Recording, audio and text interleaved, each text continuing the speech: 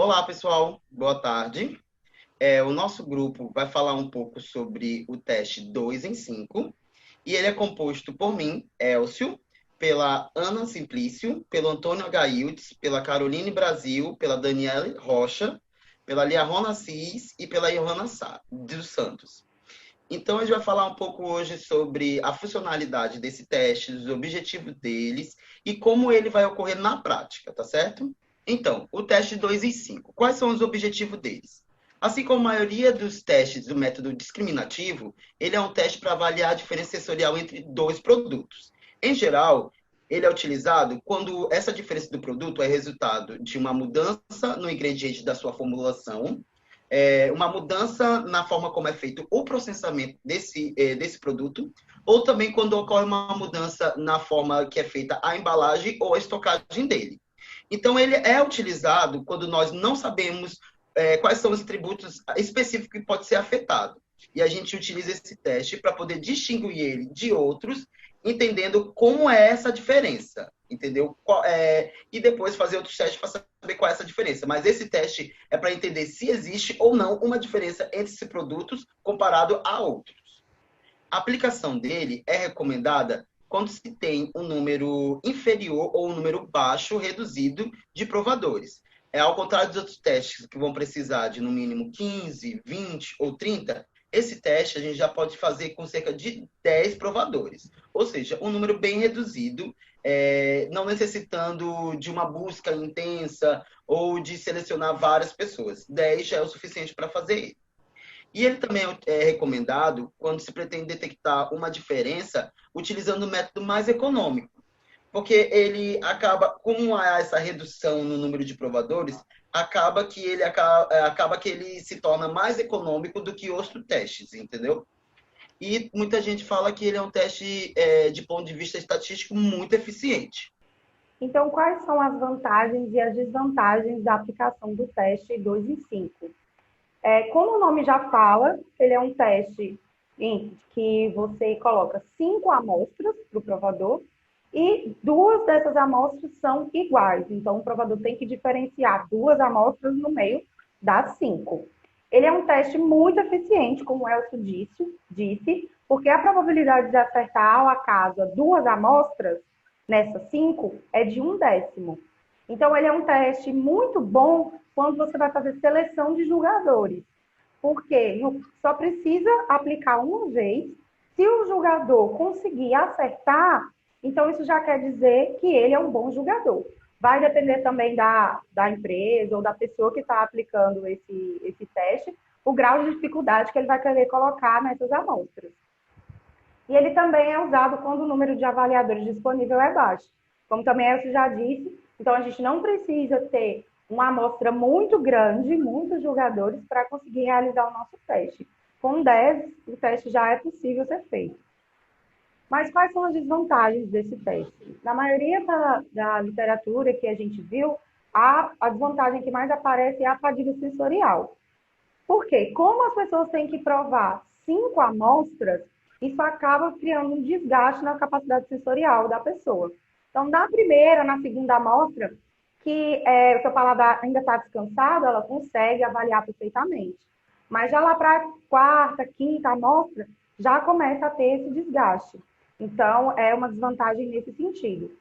Também, por conta disso, dessa fadiga sensorial, é aconselhado que não use produtos com características muito fortes, produtos com gosto muito intenso, porque isso vai fazer com que fique muito difícil a pessoa conseguir provar as 5 amostras e levar o teste até o final. Então, geralmente, esse teste é aplicado em situações mais simples, como teste de textura ou avaliações visuais. E esse de textura pode ser até contato, textura mesmo manual, tá? Então, nem precisa ser provando, no caso, na boca. E vai ter mais gasto com matéria-prima, porque você vai ter que produzir 5 amostras para cada julgador. Então, dependendo do que você for produzir, você vai gastar muito mais com matéria-prima. Porém, essa desvantagem ela pode ser compensada com a outra vantagem, né, de que precisa de um número reduzido de avaliadores.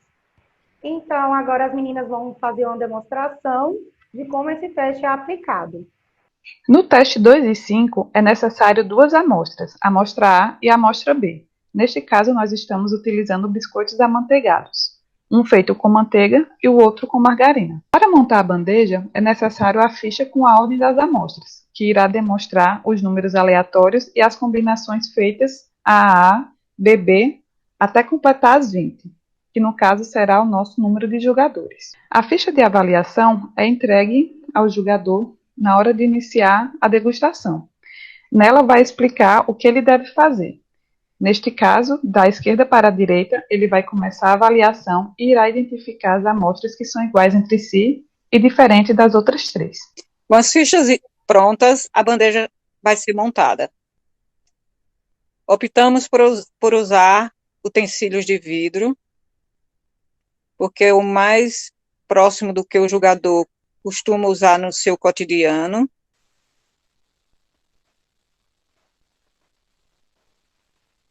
Esses utensílios, os recipientes onde serão colocadas as amostras, são numerados de acordo com a ficha e na ordem que está na ficha.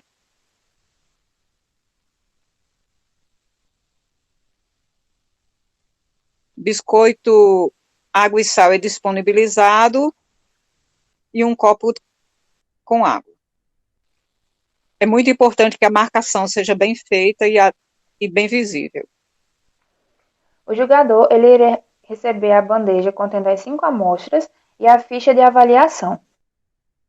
Essa ficha ele deverá se identificar e ler atentamente as orientações nela dispostas. As amostras estarão previamente codificadas conforme as orientações, e o jogador irá iniciar a prova conforme descrito na ficha de avaliação, da esquerda para a direita.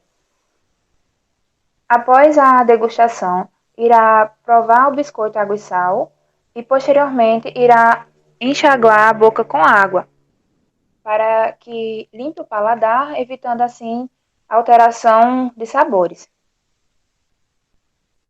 Irá realizar esse processo entre cada etapa até o final da avaliação. É importante que as amostras elas não tenham sabores muito fortes para não cansar o paladar do jogador.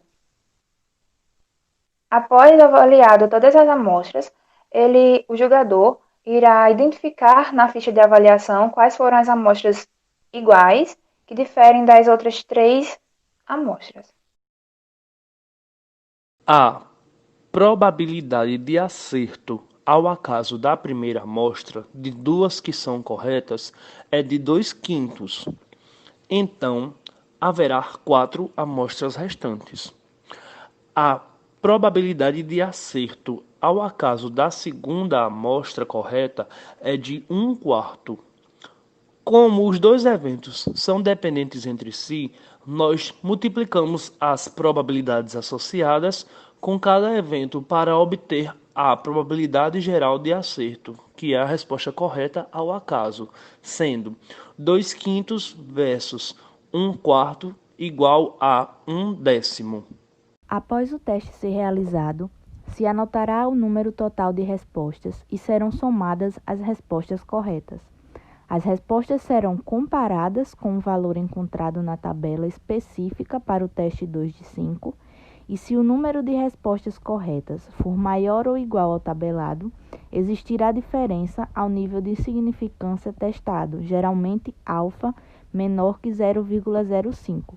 Se for menor, não existirá diferença. No caso do teste do biscoito, apresentado anteriormente neste trabalho, o número de testes respondidos foi equivalente a 20 e o número de resultados corretos pelos provadores foram de apenas 4. Logo, ao comparar na tabela, tendo como base o nível de significância testado de 5%, pôde-se concluir que os provadores não notaram diferença nas amostras, mesmo com a mudança na formulação. Aqui conclui-se a explicação e aplicação do teste 2 em 5. Muito obrigada.